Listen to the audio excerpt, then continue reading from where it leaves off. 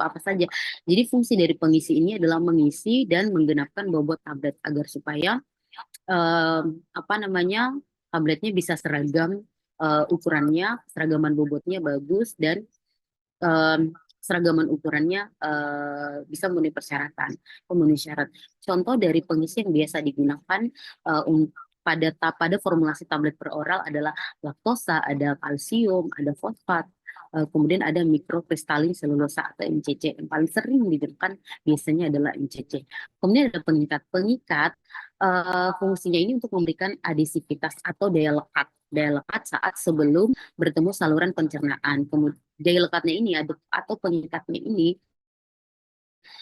digunakan atau ditambahkan dalam sediaan tablet agar supaya bahan-bahan yang satu dengan bahan-bahan yang lain dapat saling eh, melekat kayak gitu. Kemudian tidak ambiar ya adonannya.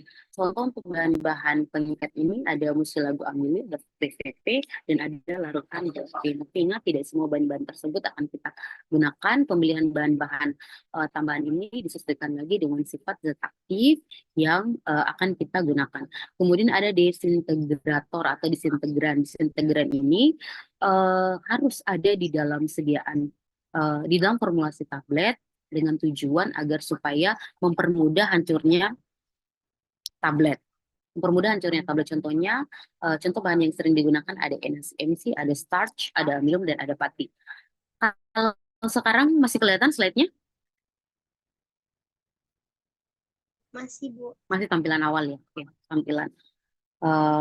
Oke, selanjutnya ada gelidan dan ada lubrikan. Jadi seperti um, apa namanya? Jadi sediaan konvensional ini sebenarnya dirancang untuk melepaskan zat aktif dengan segera sehingga nanti akan diabsorpsi ke dalam sirkulasi sistemik dengan cepat dan dengan sempurna.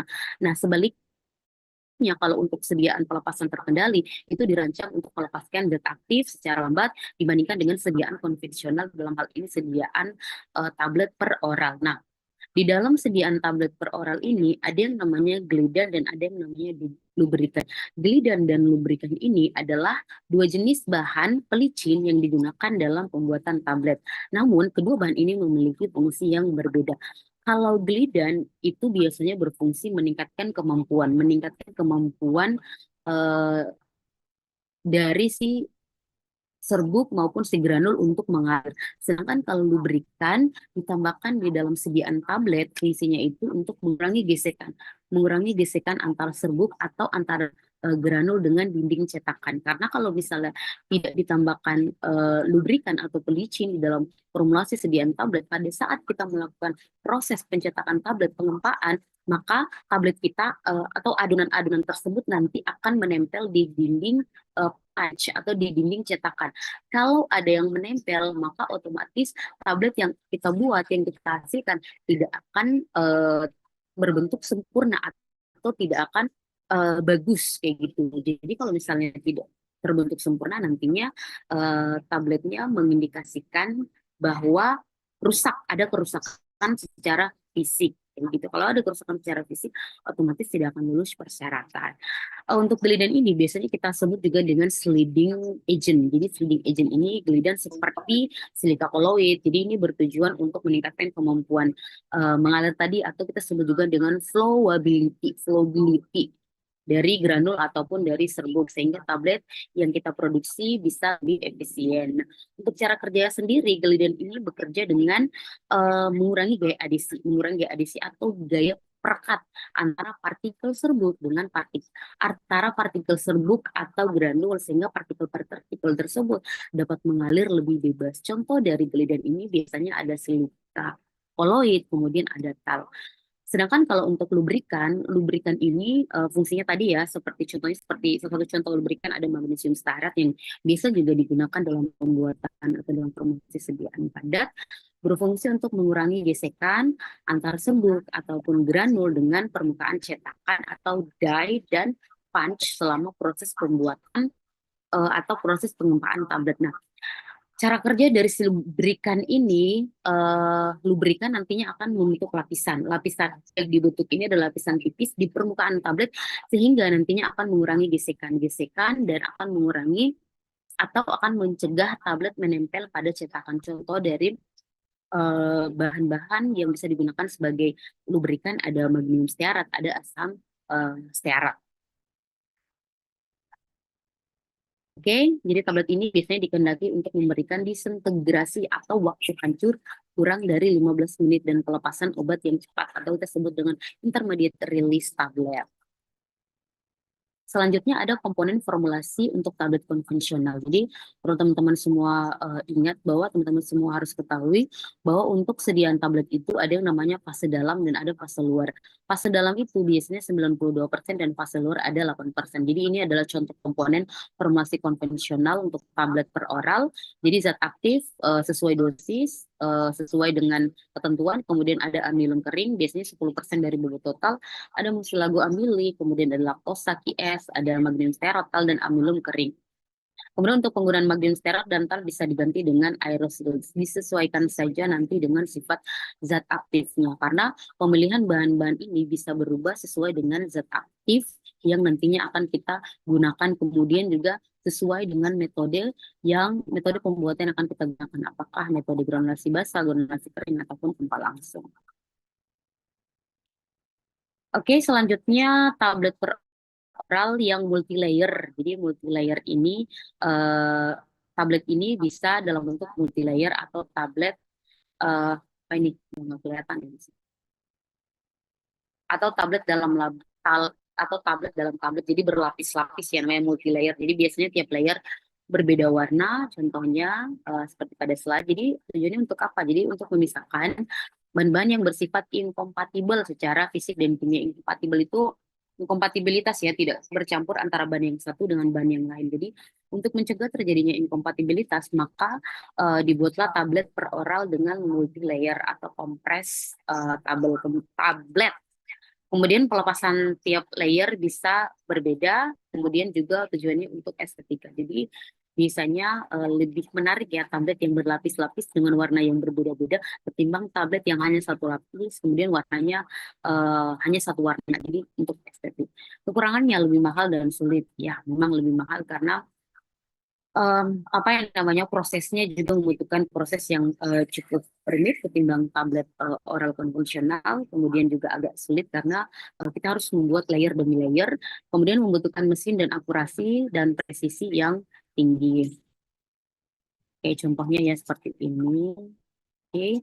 Kemudian contoh sediaan tablet multi-layer di Indonesia yang sudah beredar di pasaran ada paracetamol yang berisi kafein, kemudian ada paracetamol dengan kafein maksudnya, kemudian ada guaifenesin ditambahkan dengan fenil, kemudian ada paracetamol tambah fenil, ada paracetamol tambah ibuprofen. Jadi coba deh teman-teman bisa cek semua ya, diperhatikan ya.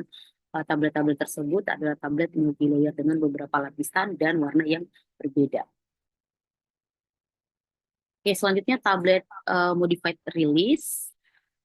Tablet release ini jadi atau kita sebut dengan lepas modifikasi atau modified release tablet. Jadi dapat berbentuk tidak bersalut ataupun bisa berbentuk bersalut ataupun bisa bersalut. Jadi tablet ini biasanya mengandung bahan tambahan khusus atau kita buat dengan prosedur yang khusus yang secara terpisah atau yang bersama-sama di mana tujuan dari tablet tujuannya adalah untuk memodifikasi laju pelepasan obat ke dalam saluran pencernaan.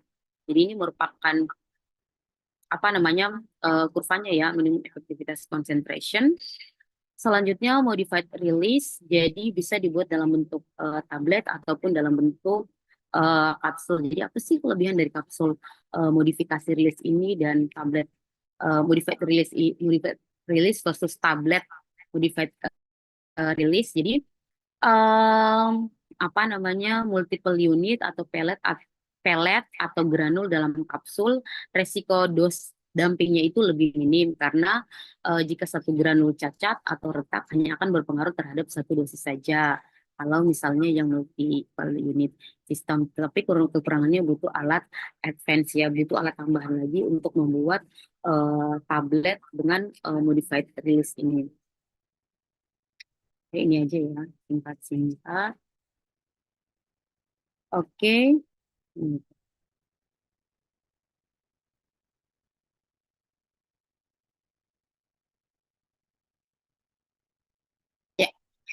Selanjutnya untuk tablet pelepasan tertunda atau delay release. Jadi delay release ini bagian dari modified release tadi. Jadi delay release ini atau pelepasan tertunda ini menunjukkan bahwa obat ini kita tidak bebaskan segera tetapi dilepaskan saat-saat tertentu. Jadi delay release ini adalah pelepasan yang berulang. Jadi pelepasan yang berulang dari satu atau lebih dosis yang berselang di mana obat tersebut digabungkan ke dalam dosis tunggal. Jadi contoh untuk delay release ini termasuk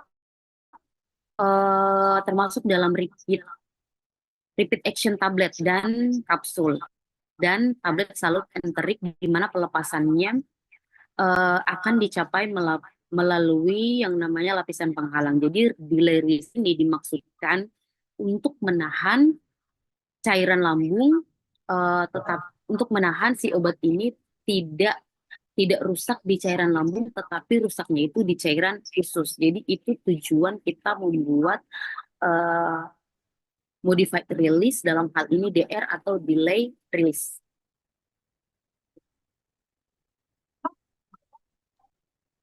Masih bisa kelihatan ya slide-nya? Oke.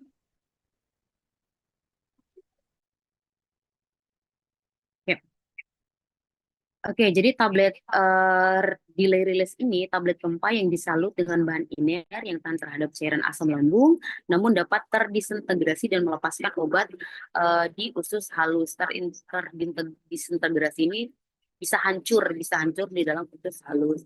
Kemudian bahan salut anterik, misalnya atau contohnya ada salut asetat kelata, TAP, ada hidroksipropil, ada eudragit dan ada polivinil asetat. Oke, tujuannya untuk apa? Jadi tujuannya untuk mencegah zat aktif memberikan efek iritasi pada lambung. Contohnya seperti obat-obat NSAID, kemudian mencegah zat aktif rusak atau zat aktif menjadi inaktif jika ada cairan lambung, maka biasanya apa namanya dilepaskan di usus. Kemudian meningkatkan absorpsi obat di usus, mengoptimalkan kerja obat di kolon. Contohnya seperti tablet-tablet bisakodil. Ini ya gambaran apa namanya gambaran tabletnya hancur di lambung, tidak hancur di usus. Kemudian ada contoh tablet delay release, ada aspirin, ada diclofenac, bisakodil, lansoprazol, divalproic sodium, ada pantoprazol sodium, ada ketoprofen. Semua bisa searching ya, bisa cari ya contoh-contoh dari obat delay release. Oke, kenapa sih Dulcolax dibuat menjadi delay release? Ada yang bisa menjawab?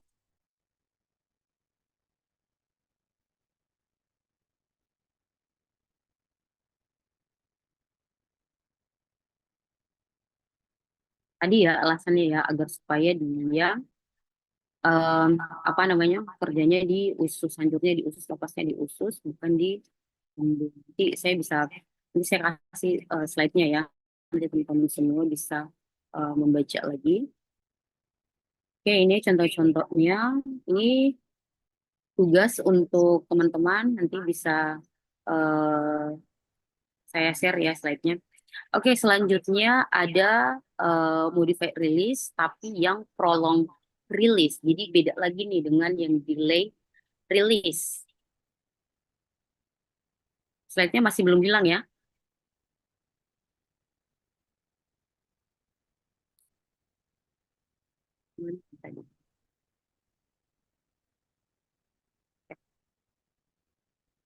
Saya ulang di slide ini ya. Jadi sediaan lepas tunda atau lepas tertunda biasanya kita buat untuk meningkatkan efektivitas sediaan. Jadi fungsinya untuk apa? Jadi untuk menghindari kerusakan. Jadi menghindari obat tersebut rusak di saluran cerna tadi dan bisa melepaskan obat pada lokasi yang paling optimal dalam saluran cerna sesuai dengan sifat dan mekanisme dari obat-obat tersebut. Jadi kalau misalnya si Dulcolax ini kita tidak buat menjadi delay release atau kita tidak buat menjadi tertunda, maka nantinya pada saat kita minum dia akan rilis atau akan lepas di lambung. Sementara tujuan dari kita minum si Dulcolax ini adalah untuk agar supaya tidak terjadi konstipasi untuk melancarkan pencernaan. Maka agar supaya tidak konstipasi melancarkan pencernaan, maka harusnya kerjanya di usus. Jadi kenapa dibuat seperti itu? Agar supaya kerja dari zat aktif sediaan Dulcolax bisa lebih maksimal kerjanya di usus ketimbang di lambung.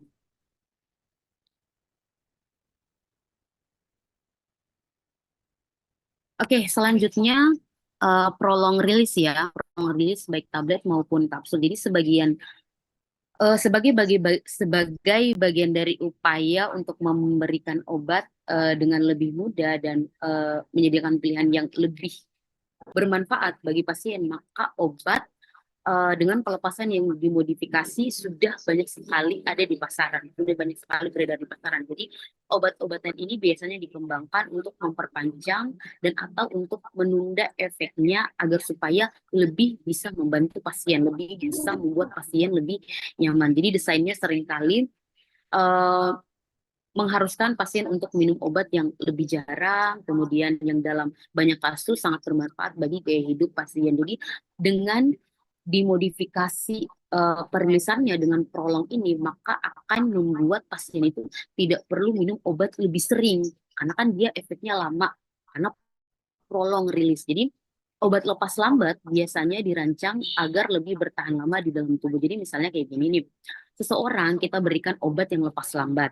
Jadi apabila ada seseorang yang kita berikan obat di mana obat tersebut lepas lambat, maka ada kemungkinan bahwa si pasien tersebut hanya perlu mengonsumsi satu atau dua dosis obat saja. Sedangkan kalau untuk obat yang lepas lambat 3 hingga 4 dosis, maka pastinya juga akan berbeda dengan satu atau dua dosis untuk cara konsumsinya. Jadi dari sudut pandang fisiologi sebenarnya obat-obatan ini diserap jauh lebih lambat oleh pasien dan tidak mulai rusak hingga mencapai area tubuh tertentu. Jadi lebih memudahkan pasien dalam proses penyerapan kayak gitu. Kemudian juga meningkatkan kepatuhan pasien karena biasanya ya khususnya untuk pasien-pasien yang lansia, pasien-pasien yang lansia kan biasanya punya penyakit yang complicated, banyak komplikasi gitu ya. Jadi mengharuskan tuh pasien-pasien tersebut minum obat yang dalam jumlah yang banyak. Nah, kalau misalnya kita berikan obat yang prolong release, maka pasien tersebut hanya eh, meminum obat atau meminum obatnya itu tidak banyak, tidak sesering meminum obat oral yang konvensional kayak gitu. Jadi untuk mengurangi frekuensi konsumsi obat dalam sehari, didesainlah yang namanya tablet dengan pelepasan diperlama atau prolong release. Tablet pelepasan diperlama ini bisa menjaga kadar obat dalam darah pada level terapeutik yang diinginkan untuk waktu yang lebih panjang. Jadi terminologinya ada PR atau lepas diperlama, kemudian ada lepas eh, diperlama, extend release, kemudian ada SR sustain release, lepas lambat, kemudian ada CR control release, lepasnya dikendalikan atau terkendali. Oke, selanjutnya juga ini tugas nanti ya, nanti di akhir aja. Kemudian PR, ER, dan SR tadi, hmm, jadi kapan sih kita melakukan formulasi untuk sediaan tersebut atau untuk obat-obat tersebut? Jadi dilakukan formulasi terutama apabila obat tersebut mempunyai waktu paruh eliminasi yang pendek. Contohnya seperti obat-obat nifedipin, tes setengahnya atau waktu paruh eliminasinya itu hanya 2 jam. Jadi pasti waktu paruh. Jadi waktu paruh eliminasi atau tes setengah ini menunjukkan lamanya waktu yang diperlukan oleh sejumlah obat atau konsentrasi obat untuk dapat tereliminasi menjadi setengahnya atau berkurang menjadi setengahnya. Itu waktu paruh eliminasi. Jadi kalau misalnya zat aktifnya atau obat-obat tersebut punya waktu paruh pendek, maka kita sudah harus membuat obat-obat tersebut atau diformulasi dalam bentuk PR, SR, atau ER. Jadi ini merupakan perbandingan profil kadar obat di dalam darah antara intermediate release dan prolong release. Oke, lanjut aja.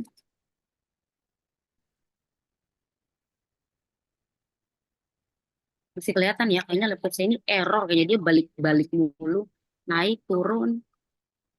Oke, selanjutnya ada kontrol rilis. Jadi kontrol rilis ini rilis tablet atau kita sebut juga dengan tablet lepas terkendali. Nah, tablet lepas terkendali ini merupakan pelepasan senyawa yang dapat disesuaikan pada tingkat yang efektif sebagai respon terhadap waktu dan rangsangan. Jadi, sistem pelepasan terkontrol ini dapat memberikan keuntungan pada sisi keamanan. Jadi, peningkatan rasio Cmax-nya ataupun Cmin-nya akan menjadi lebih baik, kemudian kenyamanannya juga akan menjadi lebih baik karena pengurangan dosis harian dibandingkan dengan bentuk persediaan konvensional, di mana biasanya obat tersebut langsung dilepaskan setelah diminum. Jadi kalau misalnya obat per oral konvensional pada saat kita minum per oral yang konvensional ya, maka langsung bisa atau pelepasannya itu langsung semua secara keseluruhan. Tapi kalau misalnya kontrol rilis tablet, maka dilepasnya itu terkendali. Itu dikendalikan ya. Oke, saya cepet-cepet aja. Oke, selanjutnya ada tablet salut.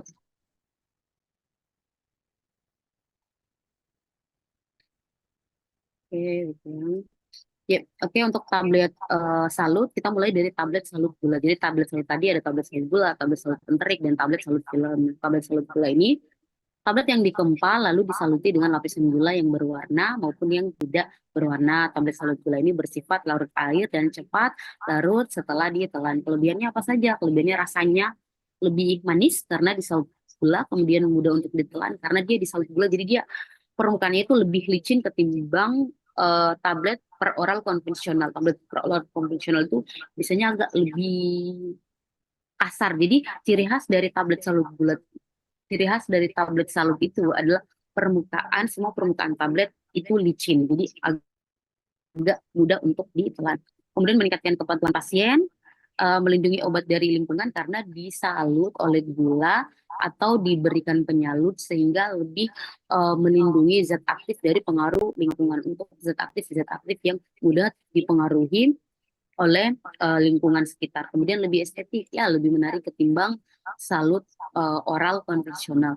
Kekurangannya butuh waktu dan expertise. Jadi memang butuh waktu dalam proses pembuatannya karena memang kita harus membuat dulu dasarnya tabletnya dulu, kemudian kita membuat lagi campuran untuk penyalutnya. Kemudian dan ukuran bobot tabletnya bisa lebih 50% atau lebih besar dari tablet konvensional. Ukurannya lebih gede ya, lebih besar. Selanjutnya ada tablet salut film. Jadi tablet yang dikempal lalu disaluti dengan lapisan polimer iner. Lapisan polimer iner yang tipis. Kalau bedanya dengan tablet salut gula tadi dilapisi gula, kalau film dilapisi dengan lapisan polimer iner. Lapisan polimer iner ini adalah lapisan di mana si polimer tersebut tidak memiliki efek farmakologi.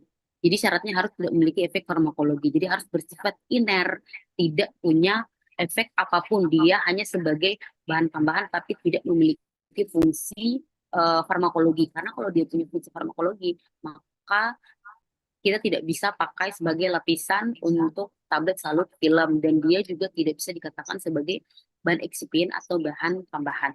Kelebihannya less bulking, less time consuming, kemudian juga lebih more economical, kemudian juga memakai solvent atau pelarut. Kemudian tablet salut enterik sama dengan tablet delay release. Nanti kita bahas ya di slide.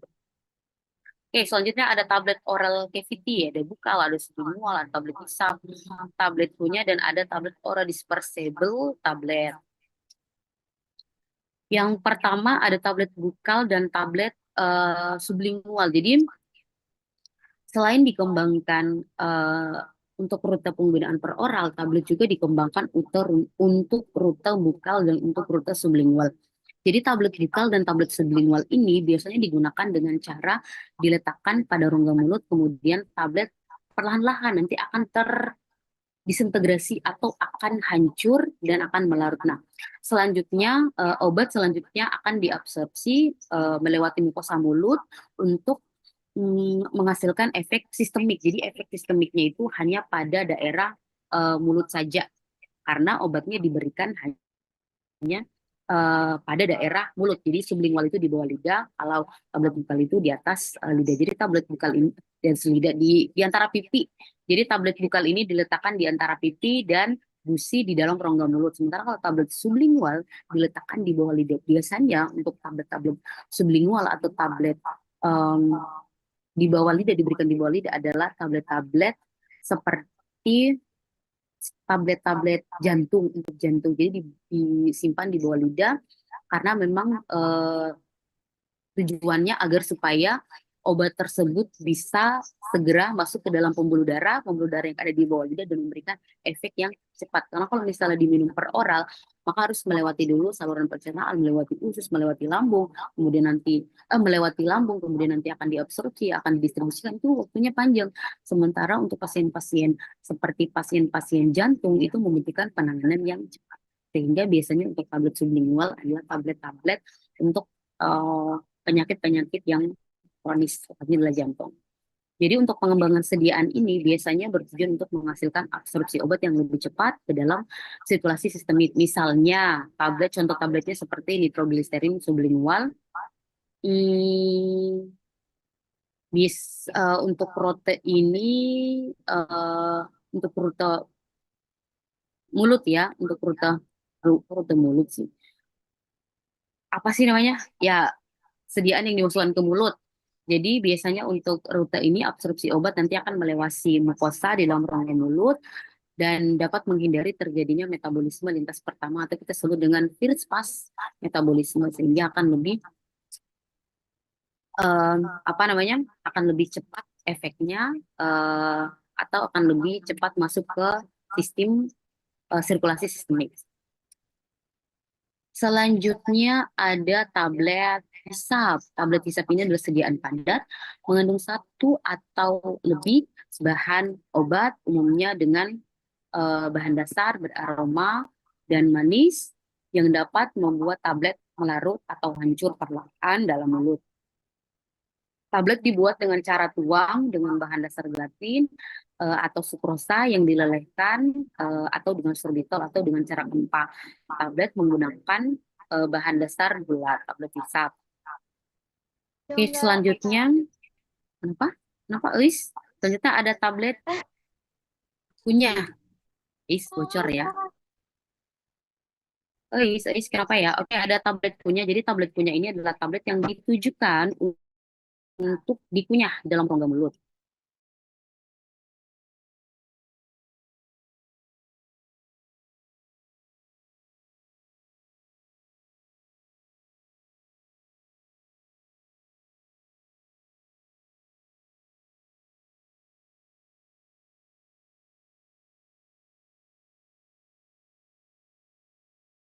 Oke, harap tunggu sebentar ya. Laptopnya mati, lowbat. Bentar ya, sekitar 1 atau 2 menit.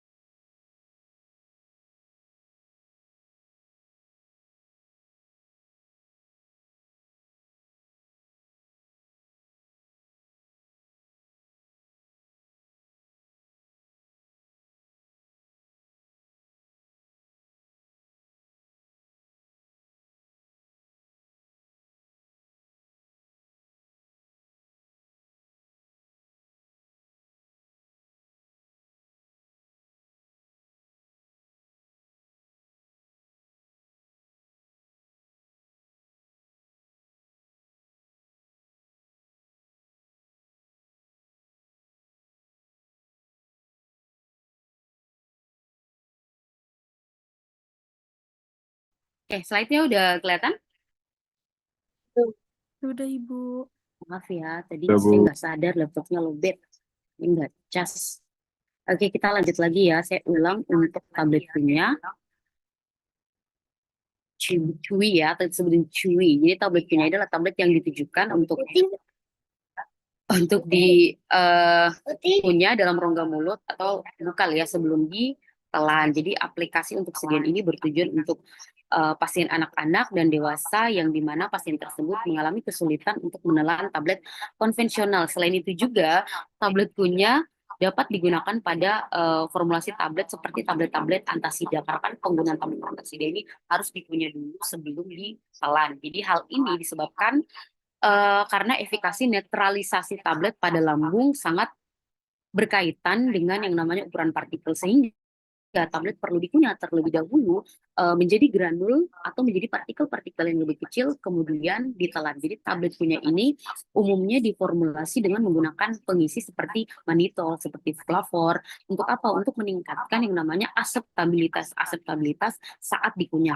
Makanya pada saat kita mengunyah tablet seperti tablet antisida muncul sensasi seperti rasa rasa segar, rasa uh, uh, agak-agak min-min ya karena memang itu dari manitol atau dari bahan-bahan tambahan di mana fungsi dari penambahan bahan-bahan tambahan tersebut untuk meningkatkan aseptabilitas dari si um, tablet.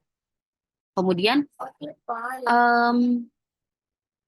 desain untuk pengembangan tablet punya ini biasanya kita tidak jangan ribut, maaf ya ini ribut ya.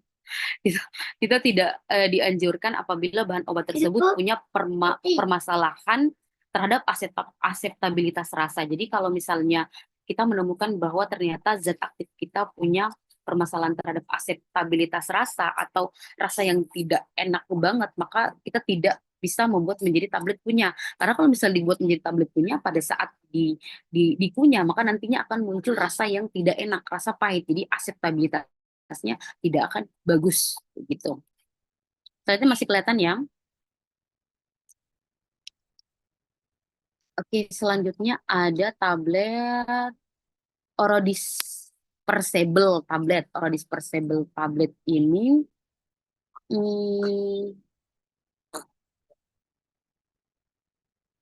sabar ya.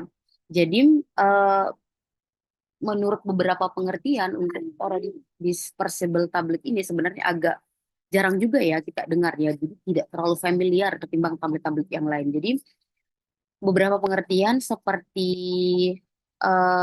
disebutkan oleh the Center for Drug Evaluation and Research mendefinisikan bahwa tablet orodispersible ini sebagai bentuk dari sediaan padat yang mengandung bahan obat yang akan hancur dengan cepat. Jadi biasanya akan hancur dalam hitungan detik. Jadi ketika diletakkan di atas lidah, maka dalam hitungan detik akan hancur. Nah, tablet orodispersible ini memiliki sifat yang mudah hancur dalam rongga mulut.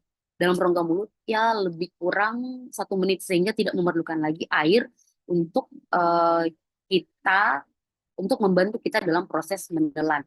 Sedangkan menurut farmakope, jangan nanti dilihat sama kakak-kakak tidak boleh. Jadi menurut farmakope Eropa beda lagi nih pengertiannya. Jadi menurut farmakope Eropa untuk tablet orodispersible ini sebagai tablet yang tidak bersalut yang ditujukan untuk diletakkan di dalam rongga mulut sehingga tablet tersebut nanti akan terdispersi dalam waktu kurang lebih sekitar 3 menit. 3 menit sebelum tablet ditelan. Kemudian menurut farmakope US mendefinisikan bahwa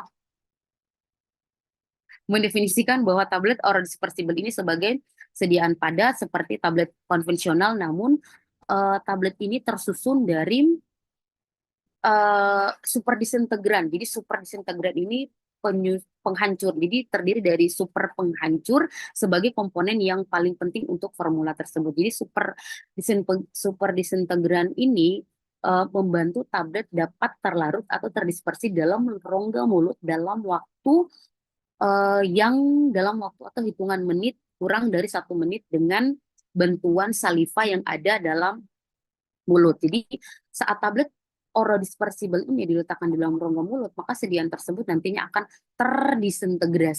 terdisintegrasi dengan cepat untuk melepaskan obat atau untuk melepaskan zat aktif. Jadi obat ini nanti akan terlarut atau akan terdispersi dalam saliva. Kemudian volume saliva yang ada di dalam rongga mulut juga dapat memfasilitasi tablet orodispersible ini untuk terdisintegrasi. Jadi obat dapat diabsorpsi sebagian ataupun bisa dalam bentuk keseluruhan ke dalam sirkulasi sistemik melalui pembuluh darah tadi, melalui pembuluh darah yang terdapat pada mukosa sublingual. Jadi eh, larutan obat juga bisa diabsorpsi dari saluran cerna. Jadi pada sebagian kondisi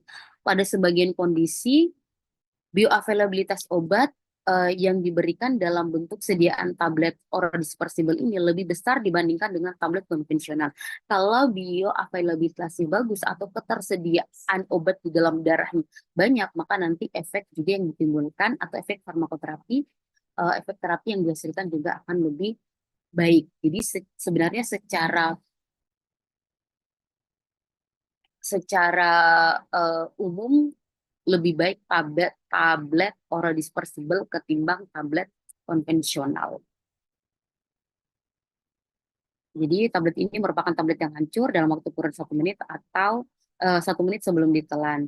Jadi berikut beberapa keuntungan untuk tablet oral dispersible.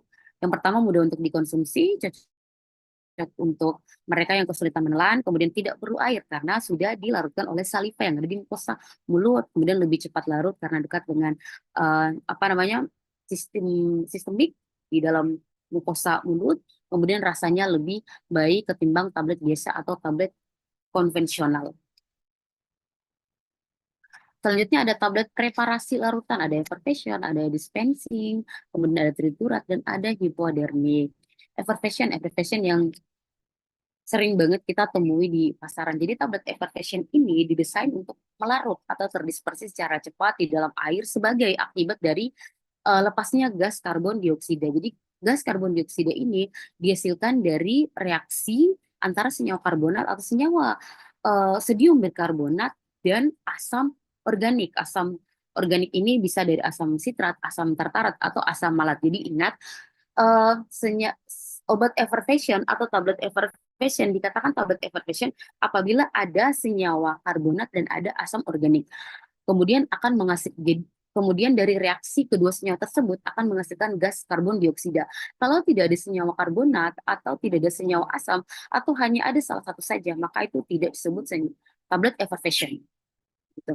Oke, jadi sediaan ini meskipun disebut dengan sediaan tablet, namun untuk sediaan effervescent ini cara penggunaannya berbeda dengan tablet biasanya. Jadi secara tidak langsung penggunaannya beda dengan tablet yang biasa atau tablet konvensional. Jadi seperti yang teman-teman semua ketahui, pasien nanti akan meminum larutan obat atau suspensi setelah tablet tersebut didispersikan. Jadi keuntungan untuk pengembangan tablet effervescent ini adalah obat lebih cepat untuk diabsorpsi dibandingkan dengan tablet konvensional. Kenapa bisa lebih cepat untuk diabsorpsi? Karena tablet effervescent ini dalam bentuk larutan. Seperti yang kita ketahui, obat kalau dalam bentuk larutan maka akan lebih mudah untuk diabsorpsi ketimbang tablet yang dalam bentuk eh, ketimbang obat yang dalam bentuk tablet. Kenapa bisa seperti itu?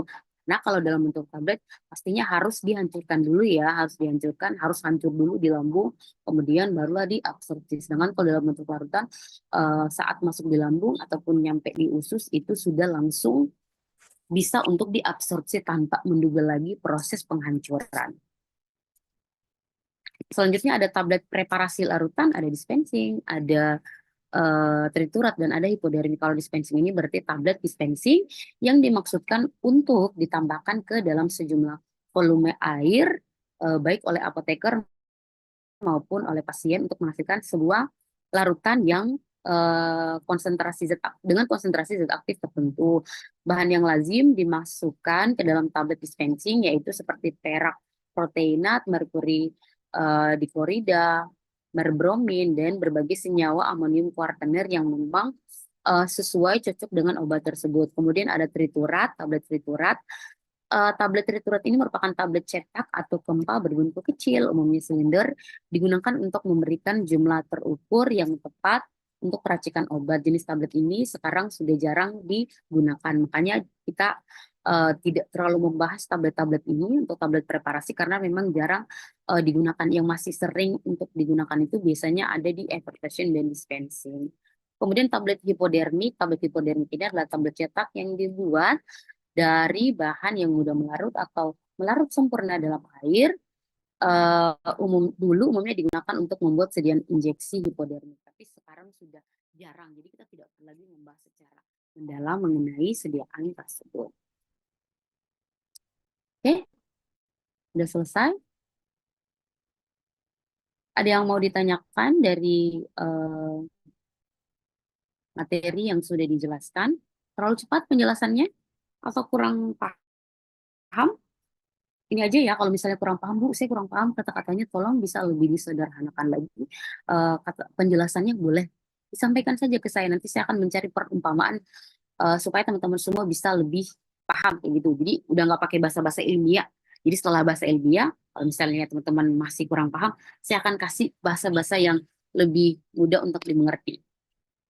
Kalau misalnya teman-teman tidak paham, tapi kalau misalnya teman-teman sudah paham ya, alhamdulillah. Bisa dipahami sebelum kita tutup ya. Di jam berapa sih? Setengah berapa sih? Setengah 5 ya. Kita beda beda zona waktu ya. Nah, saya sekarang udah mudik. Ini kita beda zona waktunya, oke? Dikit lagi di sini udah mau buka puasa. Ada yang mau bertanya sebelum saya tutup? Bisa dipahami? Kalau tidak ada yang Bisa bertanya, saya dipahami. yang nanya. Benar, bisa dipahami. Di mata kuliah sebelumnya, farmaseutika padat di semester berapa dapatnya? Semester 2, Ibu. Semester 2. Sudah dapat mengenai tablet secara keseluruhan? Ya. Jadi pada saat saya tadi menyebutkan tablet ini, mungkin teman-teman semua juga sudah ada yang masih mengingat lah eh, apa namanya materi-materi pada saat farset padat. Belajar kan tablet atau baru kali ini belajar tablet? Sudah pernah belajar, Bu. Sudah pernah belajar. Oke, jadi saya tidak perlu lagi menjelaskan secara mendalam. Saya nanti hanya perlu menjelaskan lebih kepada menekankan kepada formulasinya bagaimana gitu. Nanti ya di pertemuan berikutnya kita akan membahas mengenai formulasi sediaan tablet itu eh, seperti apa, praformulasinya bagaimana. Itu yang akan kita perdalam lagi. Oke, sebelum saya tutup, benar tidak ada? Cukup ya.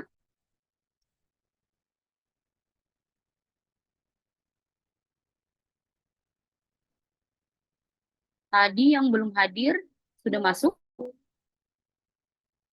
Sudah, Yang Ibu. terlambat absen? Siapa tadi yang terlambat absen? Sudah, Bu. Oke, jika tidak ada lagi yang mau ditanyakan, saya rasa cukup ya untuk Maaf, siapa?